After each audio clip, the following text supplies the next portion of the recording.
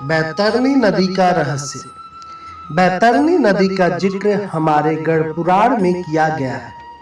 इस नदी का जल लाल है क्योंकि इस नदी में खून, मांस, विवाद तथा भयानक जीव इस नदी में निवास करते हैं। पुराणों के अनुसार यह नदी 100 योजन लंबी है। यह नदी यम मार्ग पर पड़ती है। यह गंगा नदी का ही दूसरा रूप है। पापियों को देखते ही यह नदी रौद्र स्वरूप धारण कर लेती है। कहने का मतलब यह नदी गर्म तेल की तरह खौलने लगती है, जिसका ताप 12 सूर्य के ताप के बराबर होता है। यह नदी खून, मांस, मेवात तथा कीचड़ से भरी हुई है।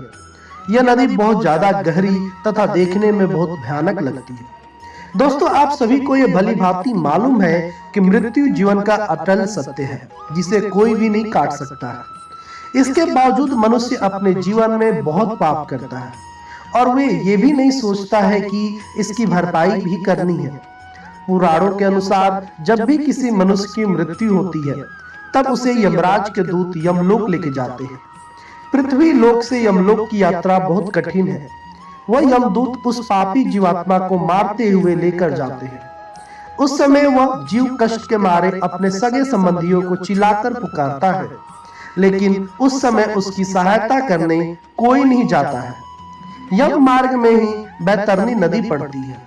जब वह जीव उस नदी के पास पहुंचता है, तब वह नदी उस पापी मनुष्य को देखकर रौद्र स्वरूप धारण कर लेती है। यम के दूत उस जीव को उसी नदी में फेंक देते हैं। उस नदी के जल का ताप 12 सूर्य के ताप के बराबर होता है। वह जीव रोता, बिलखता तथा चिल्लाता रहता है। वह अपनों को पुकारता है, लेकिन उसकी सहायता वहां पर कोई नहीं करता है। उस नदी में मौजूद जीव उस पापी मनुष्य को बहुत पीड़ा देते हैं। जब उस पापी मनुष्य को भूख लगती है, तो उसे उसी नदी में मौजूद खून, मांस, मेवात को खाना पड़ता है। इसके अलावा उसे किसी तरह का भोजन नहीं मिलता है। दोस्तों, जैसा कि मैंने आपको बताया कि बैतरनी नदी कितनी भयानक नदी है, अब आप ये जान लीजिए कि किस तरह से मनुष्य मरने के बाद हमेशा के लिए इसी नदी में गिराए जाते हैं।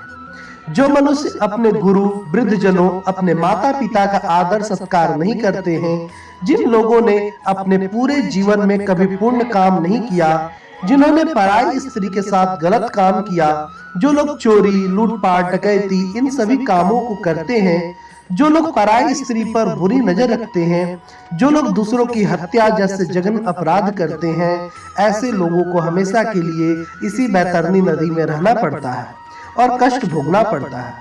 जैसा कि आप सभी को बैतरनी नदी के बारे में पता चल गया कि बैतरनी नदी कैसी होती है, अब मैं आपको बताने जा रहा हूं कि आप इस नदी को पार कैसे कर सकते हैं। गरुड़ पुराण के अनुसार जो मनुष्य अपने जीवन में गाय का दान किसी ब्राह्मण को किया है, वह मनुष्य मृत्यु के पश्चात उसी गाय की पूंछ पकड़कर इस नदी को आसानी से पार कर जाएगा। इसके अलावा जो मनुष्य अपने जीवन में धर्म कर्म करते हैं, जो दूसरे की हमेशा मदद करते हैं, कभी किसी की चुगली नहीं करते हैं, हमेशा गरीबों की मदद करते हैं तथा सुबह शाम ईश्वर का ध्यान करते हैं, ऐसे लोग मृत्यु के पश्चात बैतरनी नदी को आसानी से पार कर जाते हैं। ऐसे लोगों को मृत्यु के समय भी बिल्कुल कष्ट नहीं होता है। ऐसे लोगों को स्वर्ग की प्राप्ति होती है। इसलिए हमें हमेशा अच्छे काम ही करना चाहिए, कभी किसी को कष्ट नहीं देना चाहिए। इस तरह आप इस नदी पार कर सकते हैं। दोस्तों, गरुड़ पुराण में गौदान का बहुत बड़ा महत्व है। गरुड़ पुराण की माने तो इसमें गौदान के बारे में जिक्र किया गया है कि जो मनुष्य अपने जीवन में एक गाय का दान किसी ब्राह्मण को करता है, ऐसे लोगों को बैतरनी नदी का कोई भय नहीं रहता है। मृत्यु के पश्चात इसकी गाय की पूंछ पकड़कर इस नदी को बड़ी आसानी से पार किया जा सकता है। इसलिए अपने अपने जीवन में एक गाय का दान अवश्य करना चाहिए। इससे आप बैतरनी नदी की यातनाओं से बच जाएंगे। धन्यवाद दोस्तों।